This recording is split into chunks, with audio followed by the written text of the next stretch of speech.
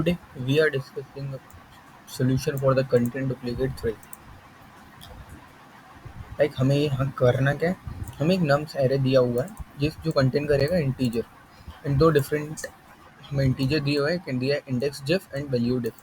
Where जो index diff है वो हमें इंडेक्स का डिफरेंस बताता है। जैसे हमें बेसिकली क्या करना है, इसमें हमें कोई ऐसे दो पेयर चूज करने हैं आई and J such that I और जे दोनों इक्वल नहीं होने चाहिए एंड जो एब्सोल्यूट डिफरेंस उन दोनों के इंडाइसेस का होना चाहिए वो इंडेक्स डिफ होना चाहिए एंड जो उनकी वैल्यूज का डिफरेंस होना चाहिए वो वैल्यू डिफ से छोटा होना चाहिए।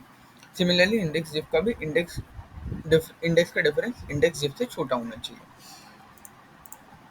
ठीक है, तो हमें बेसिकली क्या करना है, ऐसे पेयर एग्जिस्ट कर रहा है या नहीं ये बताना है। अगर कर रहा है तो ट्रू और एल्स फॉल्स। ठीक है, तो बेसिकली देखो हम देखते हैं क्या करना है। हमें ऐसे नम्स दिया होगा दिस 1 2 3 1। ठीक है, और इंडेक्स डिफ दिया है हमें 3 एंड वैल्यू डिफ दिया है 0। तो हमें ऐसे दो इंडाइसेस फाइंड करने हैं जिनकी वैल्यू का डिफरेंस अगर मैं करूँ एब्सोल्यूट डिफरेंस तो वो 0 से छोटा है, 0 आए या 0 से छोटा है और इंडेक्स का डिफरेंस 3 है या 3 से छोटा है। ठीक है, तो बेसिकली अगर मैं 1 अब 0 चाहिए तो 0 एब्सोल्यूट डिफरेंस 0 से कभी छोटा नहीं हो सकता। ठीक है, 0 ही होना चाहिए। तो इस केस में हम क्या करेंगे, 1 और 1 मुझे ऐसे एक पेयर मिल गए जिनका इंडेक्स का डिफरेंस 3 या 3 से छोटा है एंड उनकी वैल्यू का डिफरेंस 0 या 0 से छोटा है, एब्सोल्यूट डिफरेंस। ठीक है, तो बेसिक इंट्यूशन हमें यहाँ से क्या निकलना है, अगर मैं इसको सॉल्व करता हूँ अगर इस इक्वेशन को, तो बेसिकली ये मुझे क्या बोलेगा, तो ये मुझे क्या बोलना है, मुझे चाहिए absolute difference of nums of I minus nums of j less than equals to value. ठीक है, वैल्यू ले लेते हैं। तो अगर मैं इसको एब्सोल्यूट को हटाता हूँ तो ये हमने बचपन में पढ़ी है इनइक्वालिटीज। तो अगर हम इस एब्सोल्यूट को मैं अगर हटाता हूँ तो प्लस माइनस इस साइड में आ जाएंगे। अगर प्लस माइनस आएंगे, अगर एब्सोल्यूट हटता है तो इनइक्वालिटी चेंज हो जाएगी। ठीक है, प्लस के लिए दूसरी आ जाएगी, माइनस के लिए दूसरी आ जाएगी। ऐसा होगा या नहीं? हाँ, पहले तो यही देखते हैं ऐसा होगा या नहीं। चलो, ऐसा नहीं होगा। ठीक है, तो हम क्या करते हैं, nums of I minus nums of J कर लेते हैं less than equals to plus minus value. ठीक है, अब एक बार प्लस के लिए ले लेते हैं, nums of I minus nums of j less than equals to होना चाहिए वैल्यू। ठीक है, अब अगर जब हम नेगेटिव लेंगे ना तो हमारी इनइक्वालिटी चेंज हो जाएगी। ठीक है, इनइक्वालिटी चेंज हो जाएगी।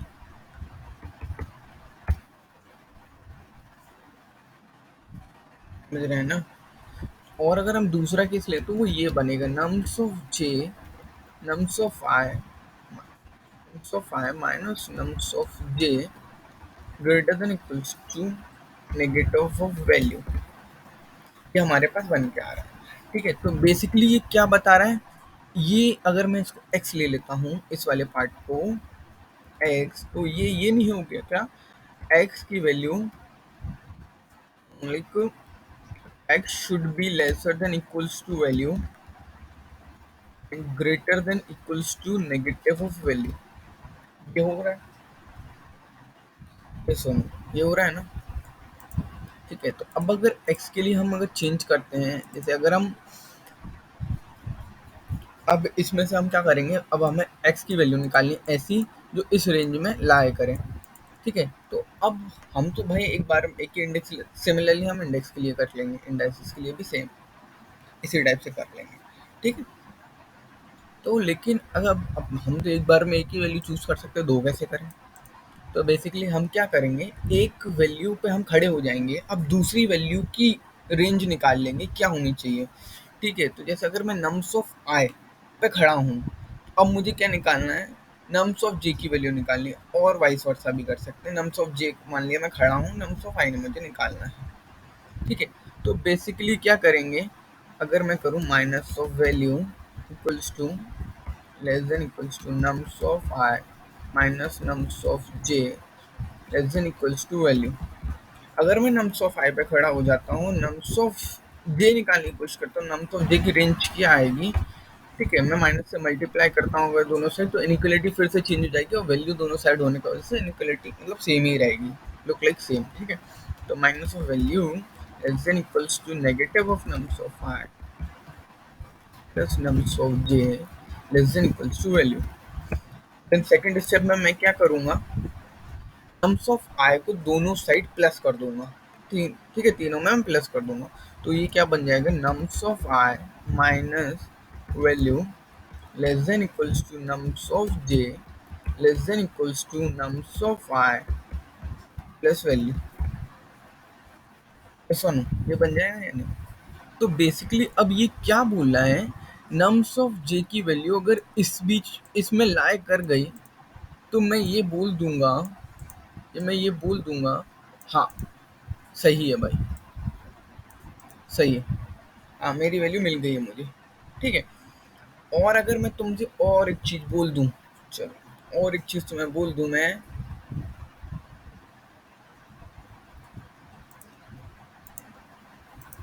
नाउ वी मूव फॉरवर्ड, ये हमारी कंडीशन आ गई। तो अब हम इसका यूज करेंगे अपने पूरे प्रॉब्लम को सॉल्व करने के लिए, ठीक है। अब बेसिकली अब मैं भाई एक बार में एक ही चीज हैंडल करूंगा ना, शायद मैं नम्स ऑफ जे निकालूं या फिर इंडेक्स को मेंटेन करूं। तो इंडेक्स को मेंटेन करने के लिए मैं क्या करूंगा, मैं अपने एरे को उतना पार्ट को शॉर्ट करता जाऊंगा, ठीक है। क्या करूंगा, मेरे को इंडेक्स डिफ चाहिए ना, तो मैं अगर आई पे खड़ा हूँ, तो आई से लेके आई प्लस इंडेक्स डिफ के बीच में अगर मैं ढूंढता हूँ ये वाला पेयर, तो मेरा काम हो जाएगा। ये वाली कंडीशन भी मिल जाएगी, ये वाली कंडीशन भी मिल जाएगी मुझे, एब्सोल्यूट डिफरेंस ये होना चाहिए, ठीक है। और ये वाली कंडीशन मैं ढूंढ लूंगा, तो मेरा एक काम मैंने करके रख दिया होगा, दूसरा काम मुझे करना पड़ेगा, तो ये हो जाएगा मेरा, ठीक है, इससे सॉल्व। तो अब बेसिकली अगर मैं ये तो कर लूंगा, ठीक है, चलो मैंने एक पेयर तो निकाली है कि आई से मुझे आई प्लस इंडेक्स डिफ तक का एक एरे लेना है, ठीक है, ले लिया। अब लेकिन अगर मेरे को ये वैल्यू निकालनी है, मतलब ये कंडीशन सेटिस्फाई करानी है, दैट मीन्स नम्स ऑफ जे क्या होगा, ये क्या बोल रहा है, इसका मैं अगर मैं निकाल लूँ क्या,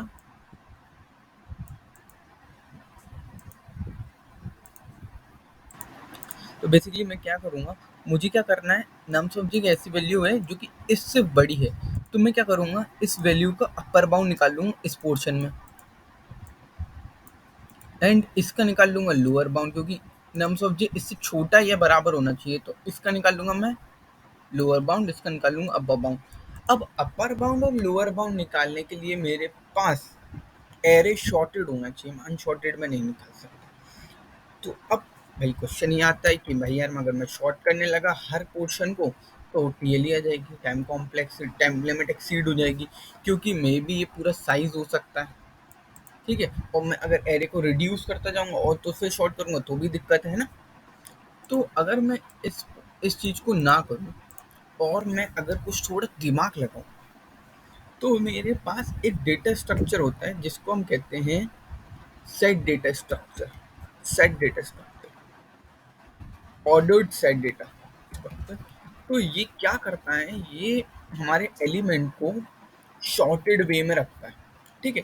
अब तुम लोग कहोगे कि प्रायोरिटी क्यू भी यूज कर सकते हैं, प्रायोरिटी क्यू भी हमारे शॉर्टेड वे में रखता है, ठीक है। लेकिन हम क्यों नहीं कर सकते, क्योंकि हमें जैसे हमारा आई पॉइंटर मूव करेगा, तो हम बेसिकली हमें क्या करना पड़ेगा, उस एलिमेंट को हटाना पड़ेगा, डिलीट करना पड़ेगा, क्योंकि वो अब हमारे पोर्शन में नहीं रहा है। क्योंकि जैसे अगर i+1 हुआ, तो यहाँ ये हो जाएगा, तो आई है जो एलिमेंट वो हमारे इंडेक्स में नहीं रहा, हमारी रेंज से बाहर हो गया। तो अगर मान लो यहाँ वो वाला इंडेक्स ही सिलेक्ट हो जाता है, तो वो गड़बड़ है, वो गलत हो जाता है। तो बेसिकली हमें क्या, we have to eliminate this index. तो हमारे पास ऐसा कोई डेटा स्ट्रक्चर होना चाहिए जिसके अंदर डिलीट ऑपरेशन भी हो, जिससे हम उस पर्टिकुलर वैल्यू को डिलीट भी कर सकें, आयन, ठीक है। तो बेसिकली अगर वो हमारे पास डेटा स्ट्रक्चर चाहिए, तो वो हमें सेट काम हेल्प करेगा। सेट क्या करता है, सेट के पास भाई ऑर्डर्ड वे में रखने की टेक्निक भी है, ठीक है, टाइम कॉम्प्लेक्सिटी भी ज़्यादा नहीं है, लॉग इन का इंसर्शन है जो प्रायोरिटी क्यू का, एज हमें एक बेनिफिट मिल जाता है, हम एलिमेंट भी इसमें से डिलीट कर सकते हैं।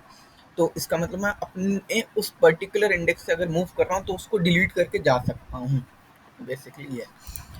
लेकिन बात यहाँ पर आती है, सेट क्या करता है? सेट यार भाई सिर्फ यूनिक एलिमेंट रखता है, सेट के अंदर आप डुप्लीकेट एलिमेंट रख नहीं सकते। बट यहाँ ऐसा तो बोला नहीं है कि सिर्फ यूनिक एलिमेंट आएंगे, तो डुप्लीकेट भी एलिमेंट भी आ सकते हैं। देखो हमें दिख ही रहे हैं आए हुए हैं डुप्लीकेट एलिमेंट। तो अगर ऐसा है तो हम यहाँ क्या करेंगे? मल्टी सेट यूज करेंगे। मल्टी सेट क्या हमें सेट की तो फंक्शनैलिटीज देता ही है, साथ में ये हमें डुप्लीकेट एलिमेंट रखने की भी परमिशन दे देता है कि भाई आप डुप्लीकेट एलिमेंट भी रखो, हमें कोई दिक्कत नहीं। ठीक है, तो हमें मल्टी सेट में दो बेनिफिट हो गए, डुप्लीकेट भी रख सकते हैं प्लस सेट की तो सारे बेनिफिट मिले ही। ठीक है, तो इंस्टेड ऑफ सेट हम मल्टी सेट यूज करेंगे। ये तो समझ आ गया होगा सेट क्यों यूज कर रहे हैं एस कम, अगर प्रायोरिटी से कंपेयर करें तो, और फिर मल्टी सेट क्यों यूज कर रहे हैं सेट से कंपेयर करें तो। ठीक है, तो अगर हम मल्टी सेट यूज करेंगे तो मल्टी सेट में हम क्या करेंगे? फर्स्टली हम जीरो से लेके इंडेक्स डिफ तक के सारे एलिमेंट हम पुश कर देंगे। लेकिन इंडेक्स डिफ ऐसा हो सकता है बड़ा हो जाए, तो मिनिमम ऑफ इंडेक्स डिव और array dot size, array dot size को हम इंसर्ट करेंगे, एलिमेंट को सारे इंसर्ट कर देंगे मल्टी सेट के अंदर। ठीक है, और फिर अब हम क्या करेंगे?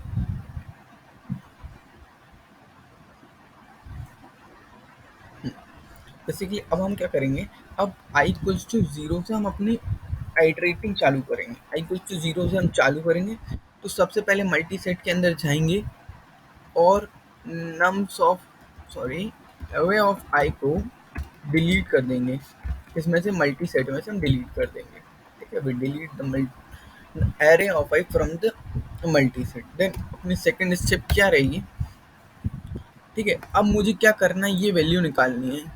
अब मुझे पता है मेरे आई की वैल्यू क्या है, नम्स ऑफ आई की वैल्यू क्या है, ए एरर ऑफ आई, मैं वो वैल्यू रख दूंगा। तो मुझे एक लोअर बाउंड या लोअर लिमिट आ जाएगी, एक अपर लिमिट आ जाएगी। जैसे हमारे लोअर लिमिट और अपर लिमिट आएंगे तो हम उसमें क्या कर सकते हैं? नम्स ऑफ जे निकाल सकते हैं कि एग्जिस्ट करेगा या नहीं। तो अब हम क्या कर सकते हैं?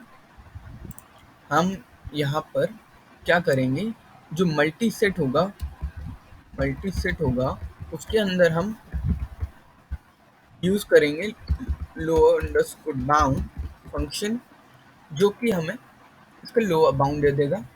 We get the lower bound. Lower bound हमें क्या देता है? बेसिकली अगर वो एलिमेंट एग्जिस्ट कर रहा होगा तो वो उसका सबसे छोटा इंडेक्स, मतलब जैसे टू है, टू मल्टी टाइम्स है, तो जो सबसे पहला टू आया होगा ना वो हमें मिलेगा, अगर टू का हमें लोअर बाउंड निकालना है। अगर वो नंबर एग्जिस्ट नहीं कर रहा होगा तो उससे जस्ट बड़ा नंबर हमें मिल जाएगा। ठीक है, सिमिलरली अगर मैं अपर बाउंड पर जाऊँ, अगर मैं इसी चीज़ को अपर बाउंड के लिए बोलूँ,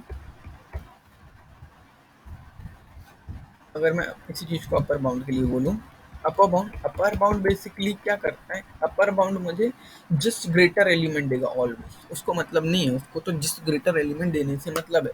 ठीक, तो बेसिकली अब हम क्या करेंगे? इसका अपर बाउंड निकालेंगे, वो लोअर बाउंड निकालेंगे। सॉरी, तो इसका हमें क्या बेसिकली लोअर बाउंड निकालना पड़ेगा। अब हम क्या करेंगे? लोअर बाउंड निकालेंगे इस वैल्यू का हम इसमें लोअर बाउंड निकालेंगे। ठीक है भाई, मल्टी सेट ने लोअर बाउंड दिया मुझे। अब लोअर बाउंड की वैल्यू अगर इसकी इक्वल आ गई तो मैं सीधा रिटर्न कर दूंगा ट्रू, भाई पेयर मिल गया। तो जो आइटरेटर मुझे रिटर्न हुआ आई टी आर की वैल्यू डबल इक्वल्स टू इसकी आ गई, तो रिटर्न ट्रू, क्योंकि मुझे वैल्यू मिल गई। काम हो गया, नम सब्जी मिल गया एक, खत्म। ठीक है, अगर ऐसा नहीं हुआ तो मुझे क्या करना पड़ेगा? एक बार बगल में आके चेक करना पड़ेगा। मान ले अगर इक्वल नहीं हुई तो इसका मतलब ये बड़ा मिला है, ये वैल्यू जो है वो इससे बड़ी मिली है। अगर इक्वल नहीं मिली इसका मतलब बड़ी मिली है। लोअर बाउंड क्या देता है? इक्वल देता है या बड़ा देता है? इक्वल नहीं है तो बड़ी मिली है। अगर बड़ी मिली है तो इसका बगल वाले को चेक करना पड़ेगा क्या वो इतना पता है मुझे, इसका बगल वाला जो जस्ट आइटरेटर का बगल वाला होगा, सॉरी आइटरेटर का जो बगल वाला होगा वो पक्का है कि इस वैल्यू से छोटा होगा, इस वैल्यू से छोटा होगा। बट अब मुझे क्या चेक करना है, क्या ये जो मेरी पहली वाली कंडीशन है उससे बड़ा है क्या, इससे nums of I minus value से क्या बड़ा है। हाँ अगर बड़ा है तो भाई खत्म, मानिए रिटर्न ट्रू। अगर यही बड़ा नहीं है तो इससे पीछे वाले क्या बड़े होंगे यार, नहीं होंगे। अगर ये बड़ा नहीं है तो इससे पीछे वाले क्या बड़े होंगे, शॉर्टेड एग्जीक्यूट। ये बड़ा है तो रिटर्न कर दूंगा मैं ट्रू, खत्म कहानी, मिल गई फिर तो वैल्यू, भाई यही वैल्यू हो गई। आइटरेटर के पीछे वाले ही आंसर हो गया मेरा, जाओ और ले जाओ। ठीक है। अब लेकिन मान लो ये दोनों नहीं हुए ट्रू। अब मुझे क्या करना पड़ेगा, अपने पॉइंटर को मूव करना पड़ेगा टू द नेक्स्ट इंडेक्स। अब नेक्स्ट इंडेक्स को मूव करने के लिए क्या करेंगे, तो अब जो मेरा एक तो आई इंडेक्स था और एक मेरे को जे इंडेक्स भी चलाना पड़ेगा, क्योंकि जे अभी कहाँ पर पॉइंट कर रहा होगा, बिल्कुल इंडेक्स जिफ के इंडेक्स जिफ पे। ठीक है, तो इंडेक्स जिफ पे पॉइंट कर रहा होगा, इंडेक्स डिफ का।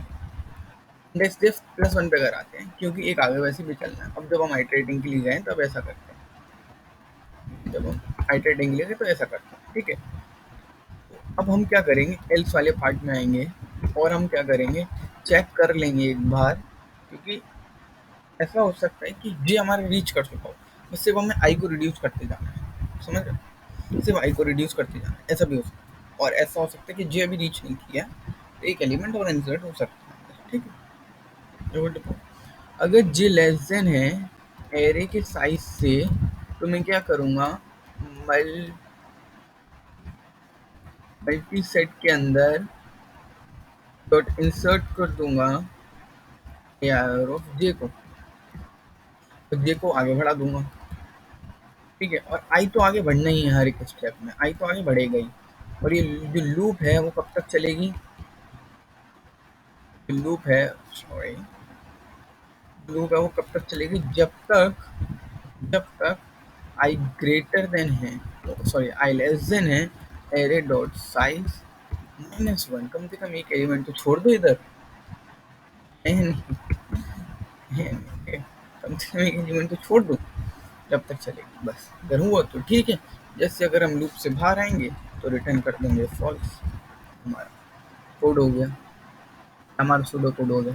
ठीक है, पहले इसको कोड को आप थोड़ा ट्राई, वरना मैं वीडियो के एंड में तो बता रहा हूँ। बेसिकली हम कोड देखते हैं, तो देखो एक हमने मल्टी सेट वेरिएबल डिफाइन किया डी नाम से।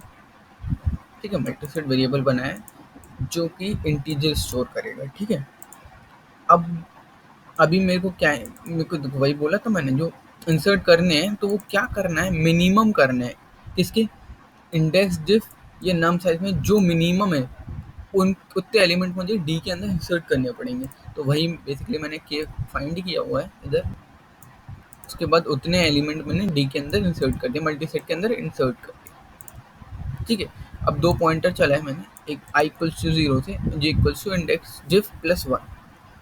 ठीक है, बेसिकली वही जो मैंने बताया, सॉरी ये कर सकता है। ठीक है, उसके बाद अब मुझे क्या करना है, अपने पहले नम सफाई को इरेज करना है, जैसे कि मैंने बताया था। तो इसमें अगर मल्टी सेट में अगर आपको सिर्फ एक वैल्यू अगर इरेज करनी होती है तो पहले उसको फाइंड करना होता है, देन उसका इटरेटर पास करके उसको इरेज करना होता है। ठीक है, अगर एक ही वैल्यू करनी है, अगर आपको जितनी भी अकरेंस है उसके सारे डिलीट करने हैं तो डायरेक्ट आप उस वैल्यू को पास कर सकते हो, लेकिन हमें ऐसा नहीं करना है। सेकंड, हम क्या करेंगे, उसका लोअर बाउंड निकालेंगे, इसका वैल्यू डिफ प्लस नम सफाई, जैसा हमने डिस्कस किया था। उसके बाद हम क्या चेक करेंगे, क्या वो वैल्यू डायरेक्ट इक्वल है, अगर इक्वल है तो ट्रू, जो हम डिस्कस किया था। ठीक है, वरना हम क्या करेंगे, एक बार पीछे जाके देखेंगे। पीछे जाने के लिए पहले बिगिन पे तो नहीं है, अगर हमारा इटरेटर, अगर इटरेटर की बिगिन पे तो क्या चीज पीछे जाके चेक करेंगे, भाई नहीं कर सकते, नहीं है तो हम जाके चेक कर सकते हैं एक बार कि बगल वाला क्या ये कंडीशन को ट्रू कर रहा है, कर रहा है तो भाई ट्रू, ट्रू मेरे को मिल गया। अगर पेयर निकालने होते ना तो मुझे अपर बाउंड निकालना पड़ता इस वैल्यू का।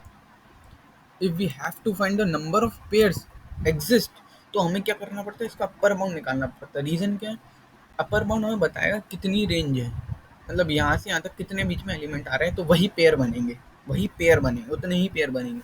लेकिन यहाँ तो हमें ट्रू फॉल्स रिटर्न करना है, तो अगर एक वैल्यू मिल गई तो हमारा ट्रू हो जाएगा। ठीक है, इसी को कहते हैं ग्रीडी, लालची है। अभी हमें पेयर नहीं निकालने तो हम थोड़ा लालचीपन दिखा रहे हैं कि एक भी मिल गया तो खत्म। ठीक है, अगर ये नहीं हुआ तो एल्स में आ जाएंगे। एल्स में हम क्या करेंगे, चेक करेंगे जे हमारे नम साइज के बराबर तो नहीं हो गए, क्या मैं एन से टेंगे कर सकता हूँ एलिमेंट या नहीं कर सकता हूँ, तो कर दूंगा। और आई तो हर बार बढ़ेगी एल्स वाले पार्ट में, एल्स में लगा लो या पूरे लूप में लगा लो, कोई दिक्कत नहीं, क्योंकि यहाँ तो रिटर्न ही हो जाएगा, इसलिए वो अंदर लगा दिया, कोई दिक्कत नहीं। ठीक है, देन जब आप वाइल लूप से बाहर आओगे तो रिटर्न कर दो फॉल्स। ठीक है, तो बेसिकली ये दिखते हैं।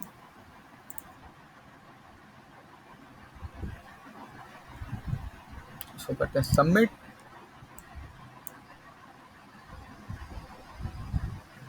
Get accepted. Okay, thank you for watching my video. Like, please like and subscribe for more solutions.